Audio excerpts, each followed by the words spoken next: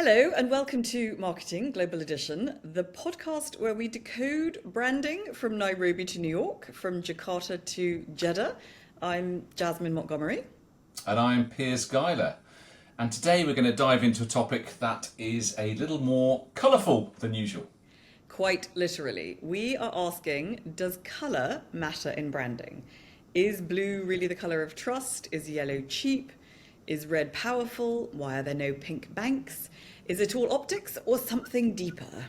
And more importantly, is it art or is it science?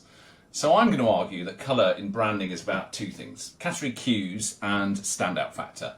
And that is it. Nothing more, nothing deeper than that.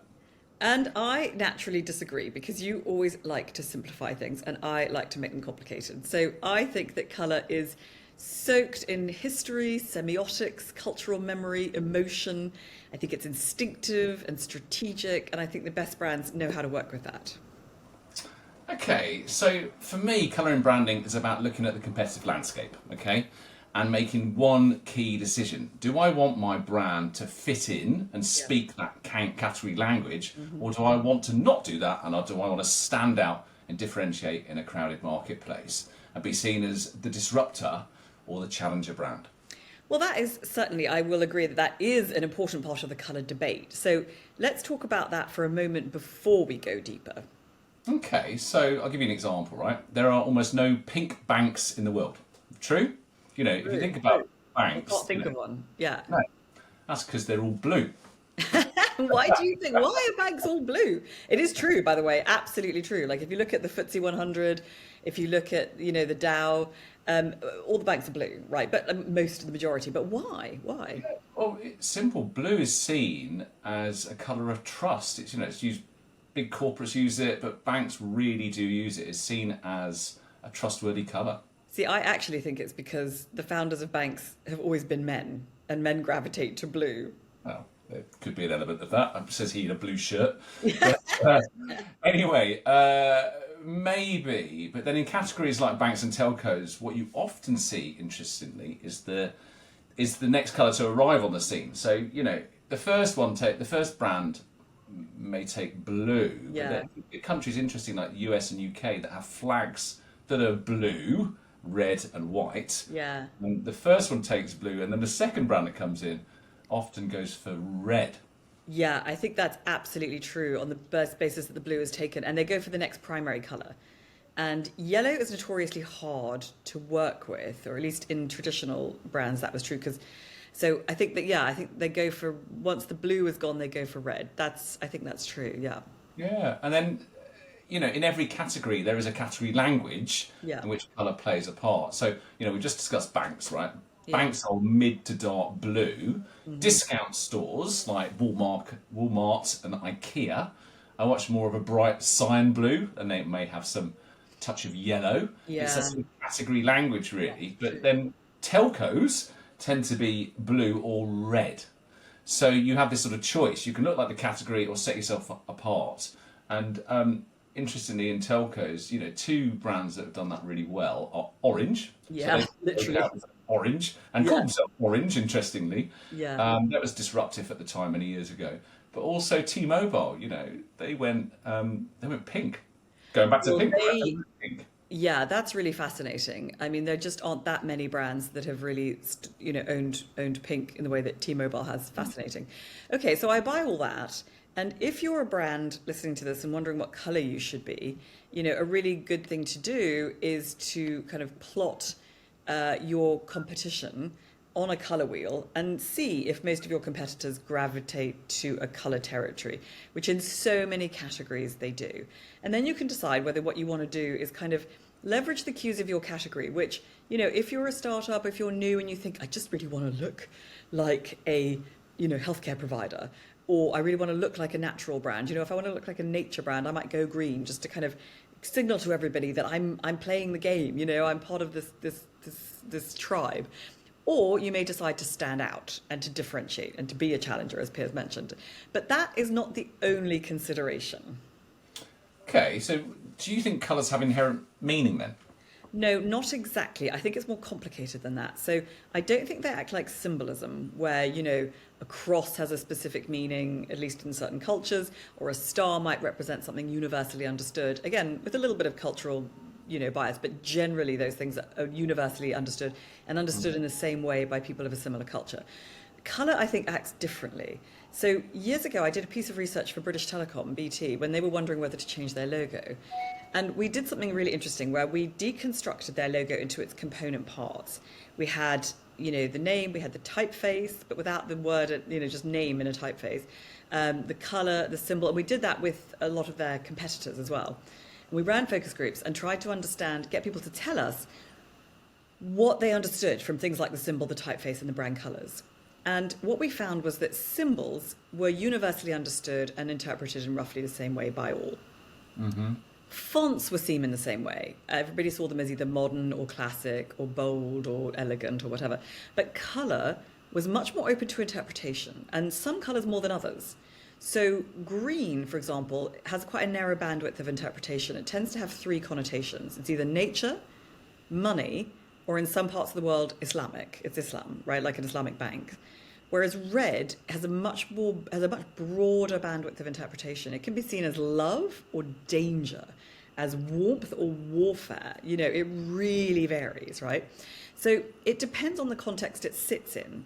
It depends on, and things like the typeface and the symbol and other elements give it that context and tell a consumer how to interpret it. But what the colour brings to the table is often an emotional resonance that elevates the brand to a much more emotional space. Okay, but colour doesn't work the same way everywhere then, does it? No, not at all. So I think that's super interesting. So I think at the most basic level, maybe, there are warm colours and cool colours. And actually it goes all the way back to Sir Isaac Newton in the 17th century. He first created a colour wheel and started to look at the science of colours and identified sort of warm colours and cool colours. And we all know what those are. The cool colours are sort of your blues, greens and yellows, and your blues and greens. Your warm colours are your sort of reds and purples and oranges. But there are definitely cultural cues that differ. So, as I mentioned already, kind of in Islamic countries, green is often very much a national colour. It's associated with prosperity, with kind of Islamic. So, we've been talking about banks all being red and blue in the West, true. But if you go somewhere like Pakistan, all the banks and telcos are green, right? Because that's the sort of national flag. And, some categories like banks and telcos want to wave the national flag. We all know that in China, red is massively auspicious and lucky. So in the West, red might be more associated with like sales and discount, but in China, it's absolutely lucky. And then you get strange things like, orange, which kind of generally is seen as quite a sort of bright, perhaps disruptive, challenging colour generally in the world, except in the Netherlands, where again, although it's not the colour of their flag, it's very much a national colour. So it actually has more of a connotation of nationalism and royal family. So colours are not just design decisions, they are cultural codes. It's a minefield, isn't it? So really, because I mean, colours are useful for being a convention. Look at me, I'm a bank. That can really help. We're in healthcare, but then you look at the same as everyone else, right? Yeah. And that's where differentiation comes in. So it's not always about conventions, is it? I mean, actually, sometimes it's about disruption. If everyone's blue, then to stand out, you want to be something else, right? Yeah, absolutely. And I think that's where it gets really interesting. So some brands deliberately break conventions to reframe perceptions. So, for example, and it's amazing some of the things that people get away with, like luxury brands, right? You think fashion brands, you think luxury, you think Prada, Chanel, they really tend to be black, right? You think, or maybe muted deep purples, which is a very regal colour, or perhaps neutrals, But some luxury brands just break that completely. Like Lotus Cars totally blows my mind. This is a super prestige automotive brand, luxury brand in bright yellow.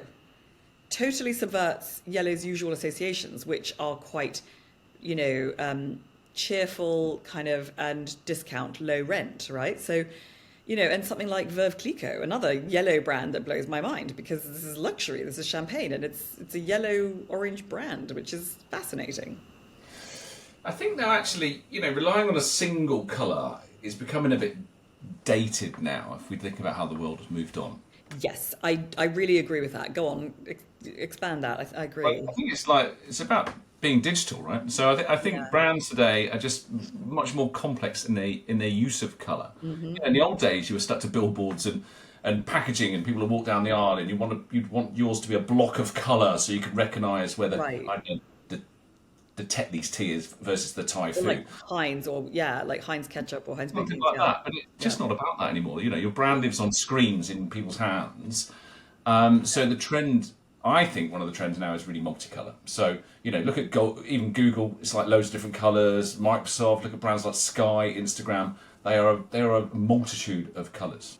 Yeah, I think that's something really interesting that comes from a real difference about the digital world, because in the digital world, color sits on black, whereas in the print world it sits on white. I mean, something I find really fascinating is that, you know, in the print world you start with a white piece of paper and you add color to it, and the more you add color, the closer you get to black. But with digital, you start with a black screen and you add color, and the more color you add, the more you go to white. But, you know, it changes everything sitting on black, right? So suddenly a boring dark blue bank is not popping on a dark screen, right? Whereas like a neon bright lime green like Spotify pops because it's coming out of a dark screen. That's so basic but so fundamental, isn't it? Yeah, yeah. But then there's other brands. You know, look at Apple, right? So Apple is a winning brand with no colour at all. You know, they've taken the colour out of it, really. Yeah. You know, its identity is white, silver, black, and colour is really used very sparingly and very strategically. They've turned minimalism, which I love, Yeah. into a power move, really. The ultimate simplicity. And, Yeah. you know, Piers is always about ruthless simplicity, and so is Apple. You know, I always find it funny when clients ring us up and say, like, we want a brand and we want it to look like Apple.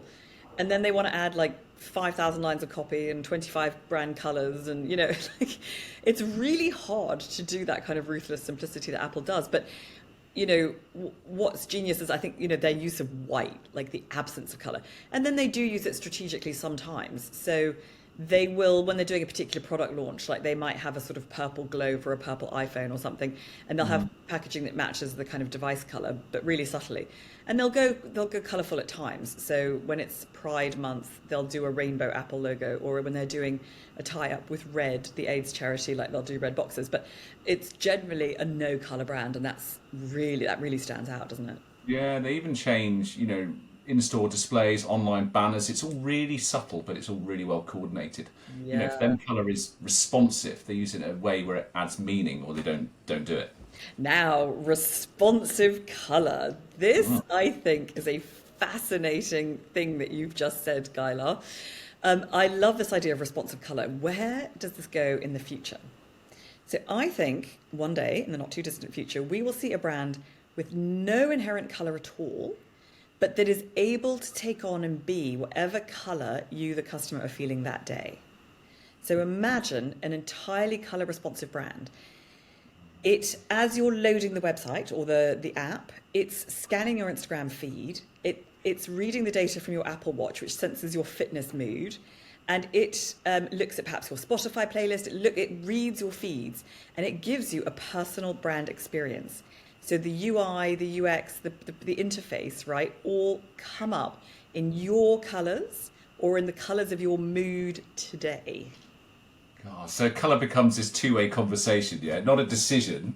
It's about Yes. how you're feeling. So imagine Monday mornings might be very, very dull. Yeah, You know, Monday from morning was black. your experience is like it was all a bit muted on a Monday, but great on a Friday.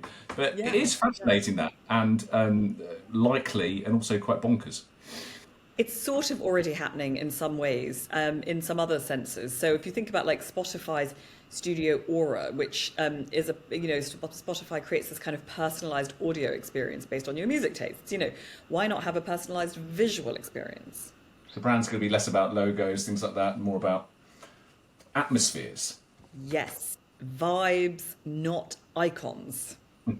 So, I mean, that's a bit of a crazy glimpse into the future. I think it's on its way. But so, you know, color is not just about fitting in, or standing out. I think it's about tuning in to emotion, to culture, and even to kind of personal identity on an individual level.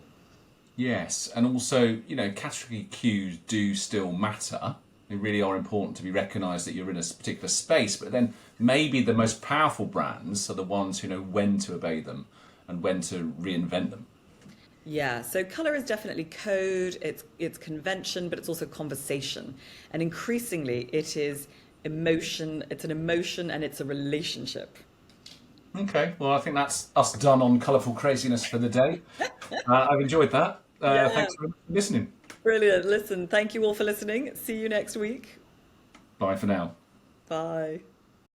Marketing Global Edition is sponsored by 𝐒𝐴𝐷𝐶, the ad generator for small businesses that serves you effective and affordable ads in seconds. And by 7 Brands, the international advertising and branding agency that has worked with clients around the world from Coca-Cola to Facebook.